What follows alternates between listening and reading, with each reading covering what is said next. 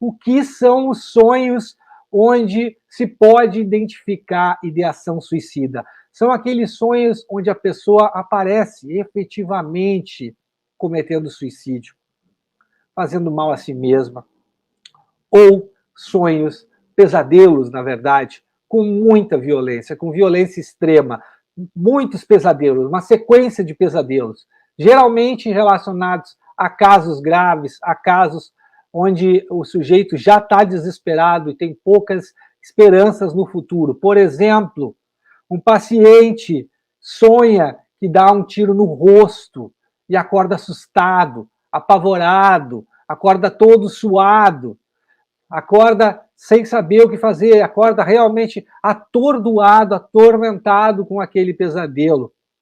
Ele acorda desta maneira porque ele tem um conflito dentro de si mesmo. Um conflito que, em parte, ele deseja dar fim a todo o seu sofrimento, acabar de vez com toda aquela angústia, com aquele desespero, com aquele sofrimento atroz que ele tem, e também ele tem um conflito em relação a isso, porque ele não sabe se essa é a melhor atitude a tomar, como é que vão ficar seus familiares, como é que ele vai ficar, e se não der certo, o que vai acontecer? Ele pode ter medo das sequelas que ele pode ter se a coisa não funcionar. Há uma ilusão de que ele vai encontrar paz no suicídio, mas, na verdade, não é paz que se encontra no suicídio. Se encontra, sim, o fim de tudo, o fim de qualquer coisa. Não há paz, há fim de qualquer tipo de sentimento. Porque depois da morte não tem nada. O suicídio, ele pode ser comparado como um sono sem sonho, que a gente nunca acorda. É isso que acontece. Não há como voltar atrás. Não há como resolver esse problema. Porque vamos pensar sobre alguns dados sobre o suicídio trazidos pela Organização Pan-Americana da Saúde, a OPAS. Na maior parte do mundo, existe um declínio em relação às tentativas de suicídio no mundo. Nós, aqui na América, tanto na América do Norte, Central e América do Sul, estamos em contratendência. Aqui, a gente está tendo um aumento, com quase 100 mil mortes a cada ano nas Américas. O suicídio é uma preocupação tremenda de saúde pública na nossa região. Essa é um alarme que faz o Jarbas Barbosa, que é justamente um dos diretores da OPAS, da Organização Pan-Americana da Saúde. Tem um aumento de 17% na taxa de suicídio de 2000 a 2019. Esse é um aumento monstruoso se a gente for pensar em número de pessoas.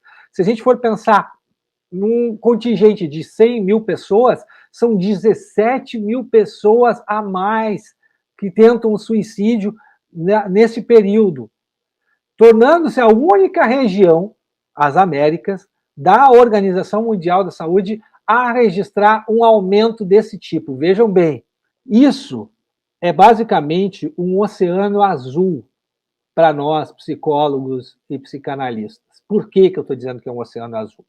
Porque tem todo um campo de trabalho a ser explorado com poucos profissionais especialistas e capacitados em fazer um diagnóstico correto da situação, identificar e confirmar o diagnóstico através dos sonhos dos pacientes e saber manejar adequadamente essa situação, fazendo uma prevenção a respeito das tentativas de suicídio e evitando casos reais onde isso acontece. É um campo que pode ser explorado e que a maioria dos profissionais não está capacitado, não sabe como conduzir. Por que não sabe como conduzir? Porque tem um problema de não saber diagnosticar as estruturas da personalidade. Porque quando você sabe como fazer um bom diagnóstico das situações clínicas, você vai saber que em determinadas situações clínicas há mais tendência a ter ideações suicidas e tentativas de suicídio. Agora, se você não sabe diagnosticar um neurótico de um psicótico, um perverso de um borderline, você vai ficar boiando, você vai ficar sem saber, você não vai conseguir intervir do jeito correto, manejar a situação da maneira que ela precisa ser manejada na sua especificidade. Porque quando um paciente diz no consultório que ele está pensando em tirar a própria vida, a gente precisa agir e manejar de uma determinada maneira. Tem uma maneira de lidar com isso. Você não pode simplesmente ignorar isso e mandar o paciente embora. Ou você acha que você não tem nenhuma responsabilidade se você manda o paciente embora e algo acontece e ele efetivamente tenta se matar, ou leva isso a cabo. O que você acha? Você acha que tem responsabilidade ou acha que não tem responsabilidade nenhuma? Qual a sua opinião? Escreve aí nos comentários que eu gostaria de saber, depois eu falo a respeito disso com vocês. Porque eu continuo dizendo para você, isso é um oceano azul, é um oceano a ser explorado por todos nós, porque o psicólogo e o psicanalista que souber diagnosticar corretamente essas situações e souber manejar da maneira eficaz, como especialista, esse campo de trabalho, ele vai ter muito trabalho pela frente. E não vai faltar trabalho para esse colega, porque ele vai se destacar, ele vai ser visto como um especialista tanto pelo paciente como pelas famílias do paciente, que vão ficar agradecidas por tudo aquilo que o colega vai estar fazendo por aquela pessoa que está em sofrimento. É isso que acontece. Por isso eu digo que é um oceano azul.